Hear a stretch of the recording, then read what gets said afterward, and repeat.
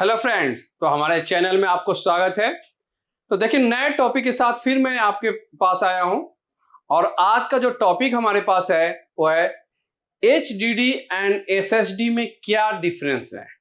बहुत लोग पूछते हैं कि सर हम HDD यूज करें या SSD यूज करें। अगर यदि आपके पास SSD यूज भी करना है तो कब यूज करना है, क्यों यूज करना है, ये भी आपको मालूम होना चाहिए। ठीक है, तो देखिए आज हम आपको SSD और HDD में डिफरेंस के बारे में मैं बताने जा रहा हूं। लेकिन एक बात है, आपको यदि आपने हमारे चैनल को सब्सक्राइब नहीं किए हैं तो प्लीज एक बार जरूर सब्सक्राइब कर लीजिएगा, क्योंकि आप सब्सक्राइब कीजिएगा तो आप तक फर्स्ट टाइम आपके तक पहुंच पाएगा। तो इसके लिए आपको सब्सक्राइब करना बहुत जरूरी है। ठीक है, तो आज देखिए हम आपको डिफरेंस बताने जा रहे हैं HDD एंड SSD में। तो SSD क्या होता है ये भी हमें मालूम होना चाहिए और HDD क्या होता है ये भी हमें मालूम होना चाहिए। तो देखिए HDD का मतलब ही होता है hard disk drive. Hard disk drive जो हम आप देख रहे हैं यहाँ पर HDD है, ये जो देख रहे हैं आप हार्ड डिस्क, इसको HDD बोला जाता है और ये हार्ड डिस्क ड्राइव है।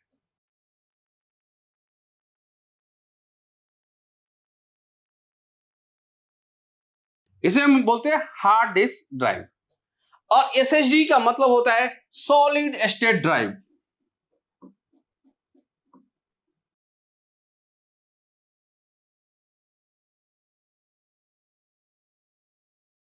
Solid state drive. अब देखिए हमारे पास बात आ जाता है कि HDD हार्ड डिस्क ड्राइव। तो देखिए ये हार्ड डिस्क ड्राइव कहने से ही पता चल रहा है कि ये जो टेक्नोलॉजी है ये काफी पुराना टेक्नोलॉजी है, जिसमें रीड एंड राइट करने का प्रोसेस है जो बहुत ही स्पीड, उसकी स्लो स्पीड में काम होता है। सबसे पहले क्यों स्लो स्पीड में काम होता है ये भी हमें जानना जरूरी होता है, क्योंकि हार्ड डिस्क का जो मैंने कुछ यहाँ पर इसीलिए मैंने यहाँ पर डायग्राम बनाया है जिसमें बताया है कि हार्ड डिस्क के अंदर में कौन कौन से पार्ट्स लगे होते हैं जिस पर स्पीड स्लो होता है। तो देखिए यहाँ पर सेकेंड स्टेप में हमें समझना होगा कि हार्ड डिस्क के अंदर में ही हमारे रीराइटेबल पार्ट्स होते हैं, जो देख रहे हैं रीराइटेबल पार्ट्स, जहां पर रीड एंड राइट किया जाता है। तो इसलिए हम यहां पर लिख देते हैं RW। RW का मतलब होता है रीड एंड राइट। R का मतलब रीड, W का मतलब राइट। शॉर्ट में मैंने लिख दिया RW। तो देखिए यहां पर एक मैंने बनाया है, यहां पर आप फिगर देख रहे होंगे जिसमें मैं आपको बता देता हूं। ये जो देख रहे हैं इसे बोलते हैं प्लेटर्स, जो CD के आकार में होता है। CD के आकार में होता है जिसे हम बोलते हैं प्लेटर्स। और इस प्लेटर्स के ऊपर डेटा को रीड और राइट करने के लिए हेड लगा होता है जिसे बोलते हैं हेड एक्चुएटर। ठीक, तो इस प्लेटर्स में क्या होता है, डेटा को जैसे प्लेटर्स मूवमेंट करता है उसी तरह से डेटा इसमें स्टेप बाय स्टेप राइट होता है। तो इसके भी एक स्पीड जो होते हैं, एक लिमिट में स्पीड होते हैं। इसमें भी आपको मिलेंगे 5200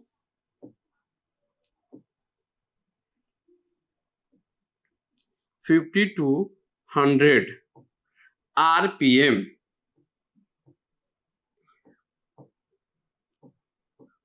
RPM के मतलब होता है राउंड पर मिनट।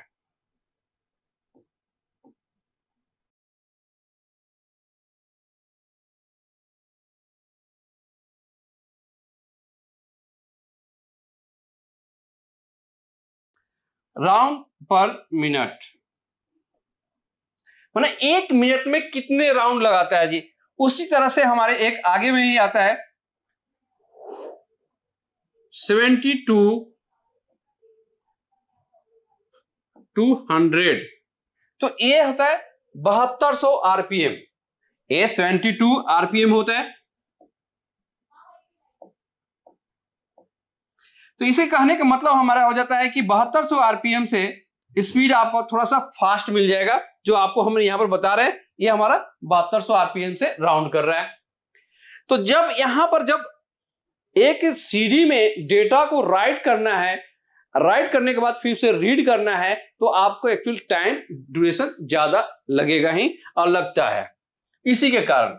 लेकिन इसी में आप सॉलिड स्टेट ड्राइव की अगर बात कर लें, SATA की बात कर लें, तो ये SATA जो हमारा होता है ये आईसी बेस में होता है, आईसी बेस में होता है। और आईसी बेस में होने के कारण ये लॉन्ग लाइफ में होता है, और आईसी बेस में होने के कारण इसका स्टोरेज भी हम ज्यादा रख सकते हैं, और इसमें जो डेटा जो स्टोर रहेगा वो लॉन्ग लाइफ टाइम रहेगा। एक ड्रॉबैक और मैं बताने जा रहा हूं एसएसडी का, जो हार्ड डिस्क का। तो आपको देखने की क्या हो जाता है कि हम कभी बाय चांस हमारे हाथ से नीचे हार्ड डिस्क गिर जाता है, जो भी हमारा है आपका साटा टाइप हार्ड डिस्क जो आप देख रहे हैं यहां पर, अगर ये हार्ड डिस्क किसी कारणवश से फिजिकल डैमेज में आ जाता है तो आपका हार्ड डिस्क का जो भी डेटा होता है डेटा लॉस हो जाता है, डेटा लॉस हो जाता है, मतलब खत्म हो गया डेटा, आपको फिर वो मिलना मुश्किल हो जाता है, क्योंकि इस हार्ड डिस्क हेड और प्लेटर्स के बीच में गैप हो जाता है, और प्लेटर्स के ऊपर हेड जो ये देख रहे हैं, हेड का जो पॉइंट है, ये पॉइंट उस पर घिसना शुरू हो जाता है, जिसके कारण जब जब ये हार्ड डिस्क मूवमेंट करेगा आपके हार्ड डिस्क से आवाज, एक साउंड निकलना शुरू हो जाता है। अब ये समझ जाइए कि जिस दिन भी ये आपके हार्ड डिस्क से अगर साउंड निकल आ रहा है तो समझिए कि आपका हार्ड डिस्क डेड हो चुका है, अब वो किसी काम का नहीं रह गया। अगर उसमें डेटा है तो आप जितना जल्दी हो सके, अगर डिटेक्शन हो रहा है तो डेटा को आप बैकअप ले लीजिए, अगर बैकअप नहीं लेते हैं तो बहुत ही जल्द आपका हार्ड डिस्क हमेशा के लिए परमानेंट आपको डेड होने वाला है।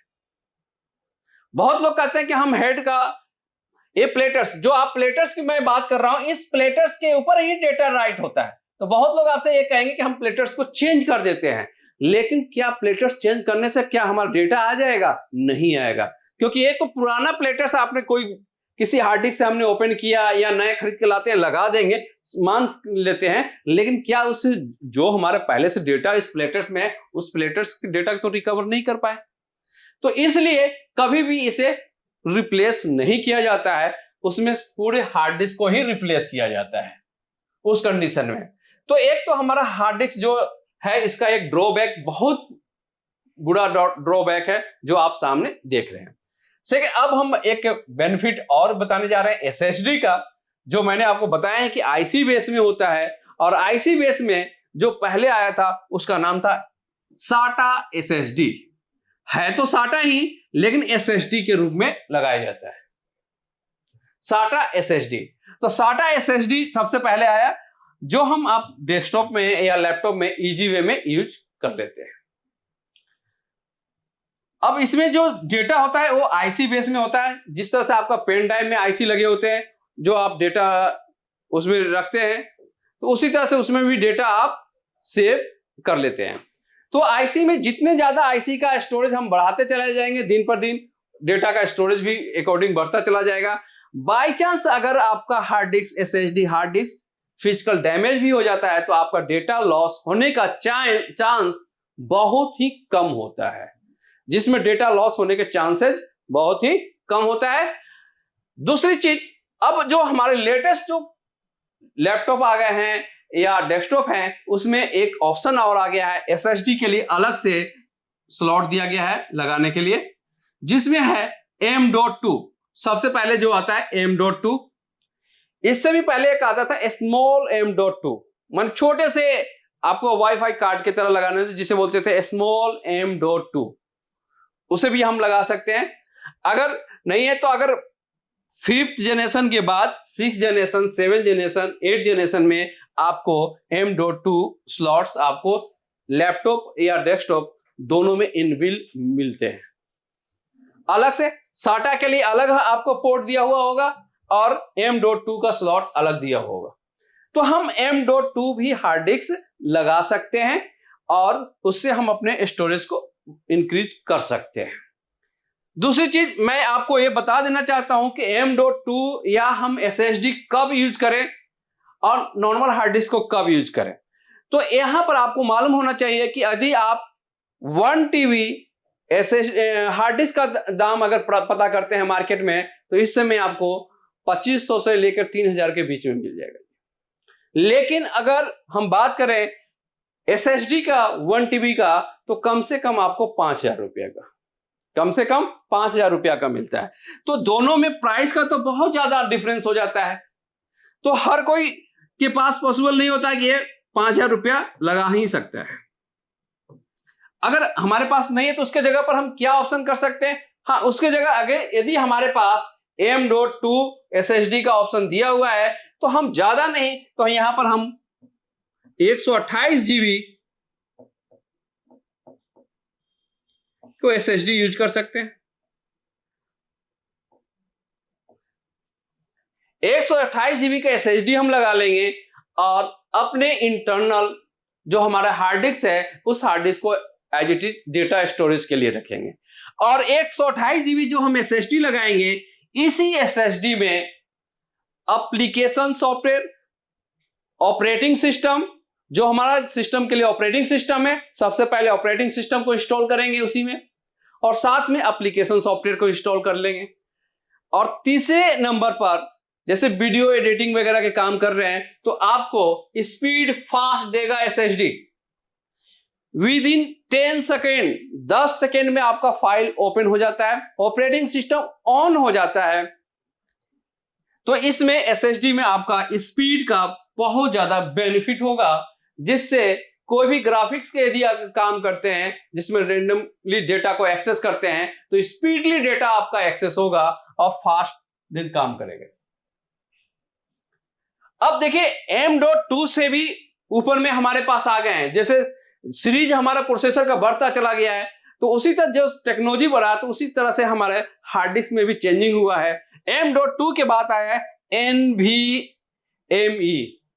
M.2, NVMe M.2। ये आपको ज्यादातर 8 जनरेशन, 9 जनरेशन, 10 जनरेशन, 11 जनरेशन और 12 जनरेशन के हार्ड डिस्क में 12 जनरेशन के प्रोसेसर वाले सिस्टम में ये हार्ड डिस्क के स्लॉट आपको मिलेंगे। अभी के टाइम में तो लेटेस्ट में क्या हो गया कि अब SSD का भी प्राइस कुछ कम हो गया है, जिसके कारण आपको SSD भी कम, उसका प्राइस कम होने के कारण ज्यादा तो जो कंप्यूटर लैपटॉप आ रहे हैं उन सभी में SSD ही इनबिल्ड होते हैं, माने लगे हुए ही मिलते हैं। तो आपको हम NVMe में मैंने बताया कि 9 जनरेशन, 10 जनरेशन, 11 जनरेशन, 12 जनरेशन, इन सभी प्रोसेसर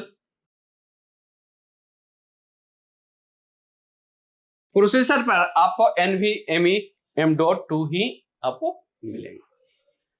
एक और हम आपको ड्रॉबैक बताते हैं कि जो हमारे SSD होते हैं उसकी जो साइज होता है वो साइज बिग साइज होता है, बड़े साइज में होते हैं, लेकिन SSD का जो साइज होता है वो स्मॉल साइज में होते हैं।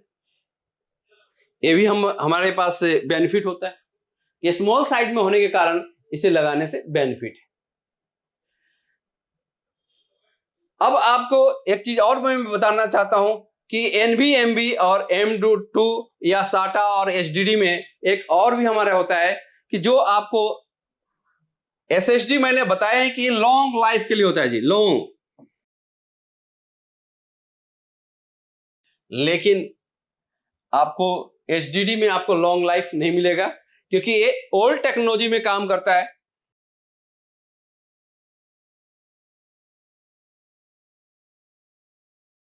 अब मान के चलिए विद इन 15 ईयर्स, माने जब से कंप्यूटर आया है उसी टाइम से हमारा हार्ड डिस्क यूज होना शुरू हो गया है स्टोरेज के लिए। अब स्टोरेज के लिए जब हार्ड डिस्क यूज हुआ तो वो पुराने टेक्नोलॉजी अभी भी यूज हो रहे हैं HDD के रूप में। तो टेक्नोलॉजी तो हमारा दिन पर दिन क्या होता चला गया, पुराना होता चला गया, रिलायबल नहीं है वो हमारे लिए उतना ज्यादा जितना होना चाहिए। तो आज के टाइम में हर कोई सोचता है कि जो हमारे पास डिवाइस है वो इको फ्रेंडली हो, जिससे हम काम जल्दी से जल्द करें, फास्ट करें और हम जिस तरह से चाहें उस तरह से वो डिवाइस भी हमारा काम कर सके। तो उसके काम करने के लिए एक चीज हमें ध्यान रखना होगा कि आप अपने सिस्टम को अपडेट करना चाहते हैं, चाहे वो डेस्कटॉप हो या लैपटॉप हो, अपडेट करना चाहते हैं तो आप SSD यूज कीजिए। और SSD में आपको मैंने बताया है कि कौन कौन सा SSD है, डिपेंड करता है कि आपके पास जो डेस्कटॉप या लैपटॉप है उसमें प्रोसेसर का जनरेशन क्या है। ये आपको मालूम होना चाहिए। अगर मालूम है तो आप हमारे वीडियो देख के भी आप पता कर सकते हैं कि इसमें कौन सा SSD यूज हो सकता है।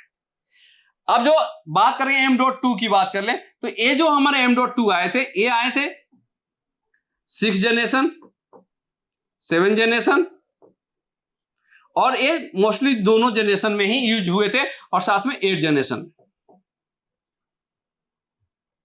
M.2। ठीक, M.2 से पहले क्या होता था, आपको जो SATA ये देख रहे हैं SATA SSD, इसे आप यूज कर सकते हैं। SATA SSD को आप यूज कर सकते हैं। जो हमने बताया सॉलिड स्टेट ड्राइव, इसे भी आप यूज कर सकते हैं, जो आपके लिए बेनिफिट होता है। तो एक तो ये भी मैंने बताया था। दूसरी चीज मैंने बताया कि SSD जो हमारे है, SSD जो देख रहे हैं, इस SSD में मूविंग पार्ट्स नहीं होते हैं। इसमें कोई ऐसा पार्ट नहीं लगा हुआ है जो राउंड कर रहा है। ये IC बेस में होता है, और IC बेस में ही इंक्रीज हो रहा है, और आने वाला टाइम में और भी ज्यादा बेटर इंक्रीजमेंट हो जाएगा इसमें। जो आप आज भी देख रहे हैं 1 TB 2 TB यूज कर रहे हैं, तो आने वाला टाइम में आपको बहुत ज्यादा ही इंक्रीमेंट मिलेगा, और ये इस समय और सस्ते भी हो गए हैं। तो इसमें जैसे अभी देख रहे हैं कि 1 TB 2 TB,